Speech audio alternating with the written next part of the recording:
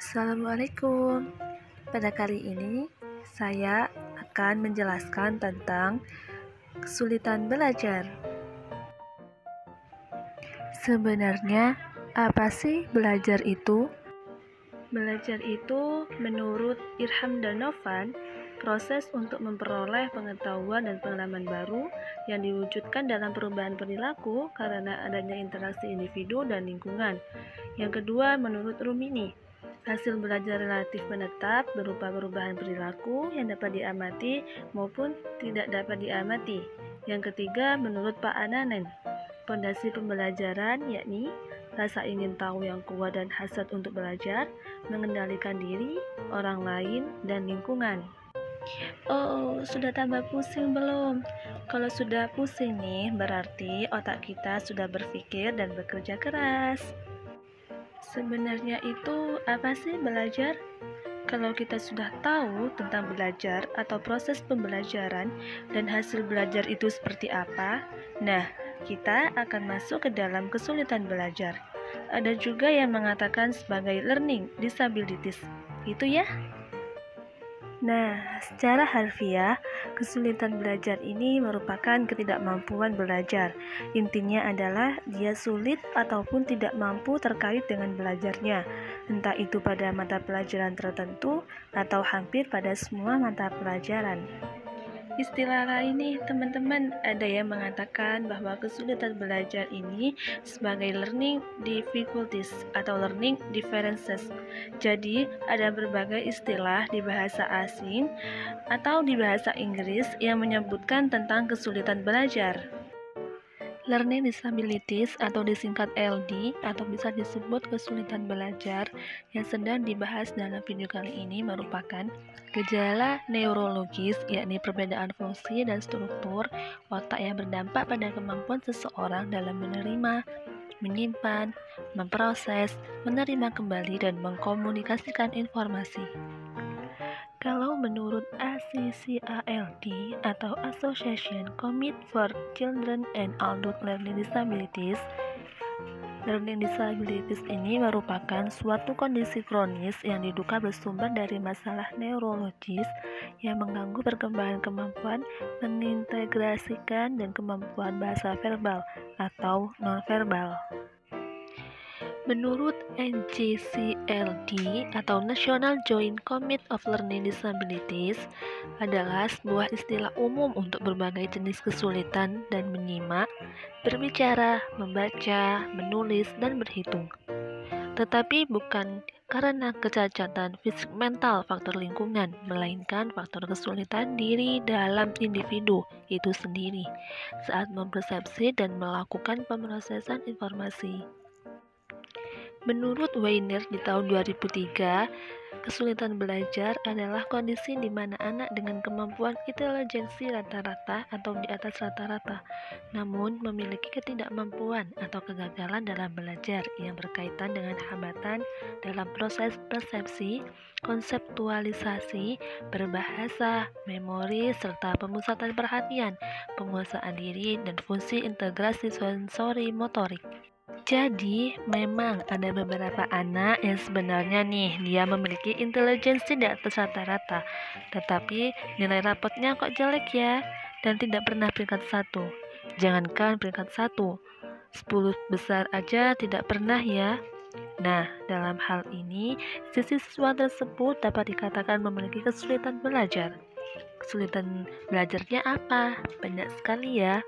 Guru bisa mengobservasi terlebih dahulu lalu dapat mendiagnosis apakah si anak ini memiliki kesulitan belajar atau tidak.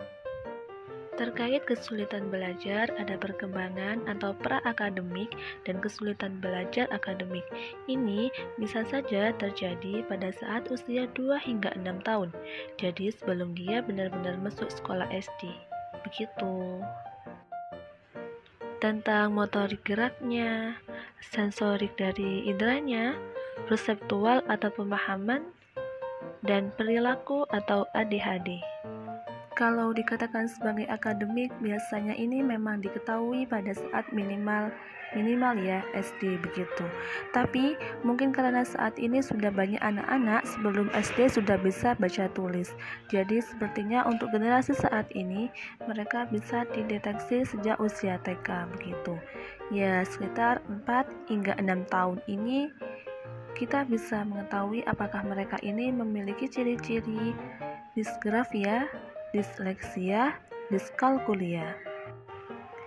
Ada juga yang mengklasifikasikan kesulitan belajar itu dari dua ini ya. Yang pertama, developmental learning disabilities. Yang kedua, kesulitan belajar secara akademis. Developmental learning disabilities ini membahas tentang perhatian atau attention disorder. Yang kedua, tentang memorinya, ingatannya. Jadi ada gangguan di memorinya. Yang ketiga, thinking disorder. Yang ketiga, language disorder. Dan yang keempat, persepsi visual dan motorik. Jadi banyak disorder ya. Ada banyak gangguan dari individunya.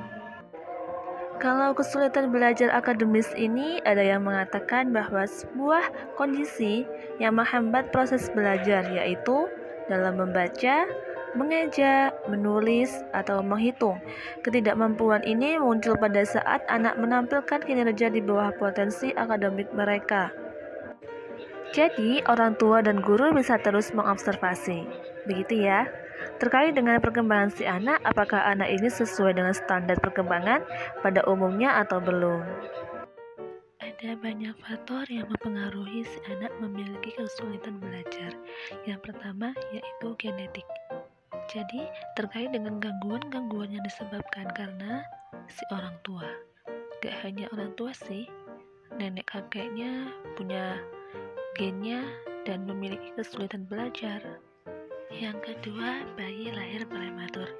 Bisa jadi karena lahir prematur. Jadi, memang bayi-bayi prematur ini sebagian besar dari mereka itu memiliki kebutuhan khusus. Misalnya, kalau anak usia 2 tahun sama-sama 2 tahun, gitu ya. 2 tahun, bayi yang prematur tentu membutuhkan stimulus yang lebih ekstra daripada anak 2 tahun yang lahirnya normal. Yang ketiga, janin malnutrisi. Jadi, pada saat di kandungan, si ibu ini kurang mengkonsumsi vitamin, mineral, dan lain sebagainya. Maka, anak pada saat lahir nantinya juga bisa mengalami gangguan. Salah satunya adalah kesulitan belajar. Yang keempat, pencemaran lingkungan. Dan yang kelima, semasa kehamilan, ibu merokok atau minum alkohol. Sebenarnya apa sih dampak mereka saat mereka kesulitan belajar? Yang pertama, prestasi belajar rendah. Yang kedua, percaya diri rendah. Karena prestasi belajar mereka tadi yang membuat ia menjadi kurang percaya diri. Yang ketiga, kehidupan sosial terganggu. Merasa dirinya tidak berharga dari orang lain atau orang-orang sekitar.